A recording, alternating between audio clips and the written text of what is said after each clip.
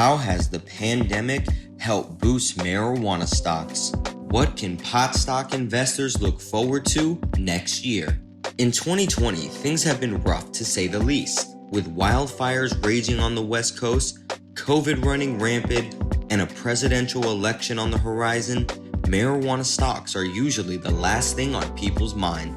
Since the start of the pandemic, things have been relatively good for pot stocks. Many leading companies like Scotts Miracle-Gro Inc, Aurora Cannabis Inc, Cronos Group Inc, and Village Farms International Inc have shot up in value since mid-March.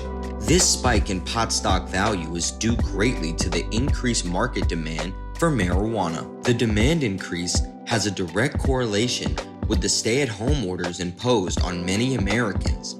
Prior to March, many marijuana stocks were adversely affected by the pandemic. This is due to the stock market's rapid decline due to COVID. But as more people were staying at home, more people began to use marijuana.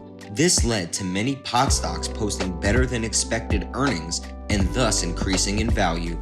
Dispensaries continue to be the front line of the cannabis industry. While leading marijuana producers may produce a lot of cannabis, it is up to the retail stores to sell it. For this reason, dispensaries are the most forward-facing aspect of the cannabis industry.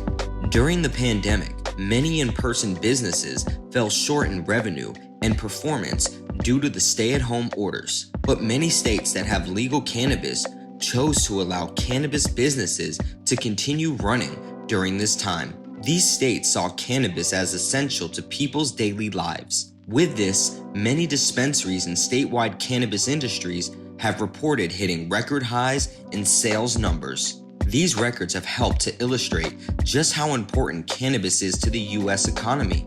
In addition to those who already consume marijuana, more people are trying marijuana for the first time. The stigma around the cannabis industry is changing for the better.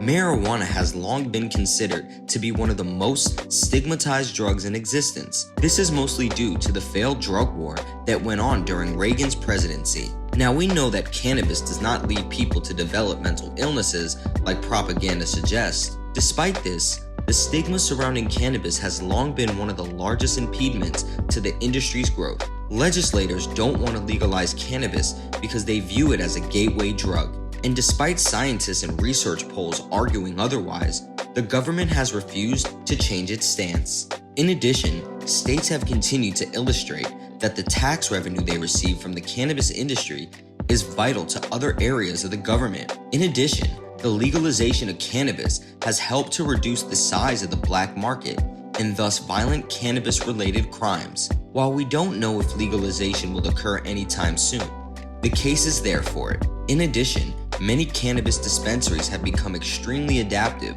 to the COVID-19 pandemic. How COVID is helping marijuana stocks. As stated before, COVID has helped to push marijuana stocks in the right direction. At the end of 2019, things were looking quite good for the future of pot stocks. But COVID quickly turned that around. 3 months into the pandemic, marijuana stocks began to report exceptional numbers for revenue and sales. This has shown that there is a renewed sense of bullish interest in the cannabis industry. While we cannot predict the future whatsoever, we do know that there are a lot of bulls waiting to capitalize on cannabis stocks. With the upcoming election, things could once again change in the right direction for the cannabis industry. Until that time, the hopes are that things will remain relatively positive for the foreseeable future.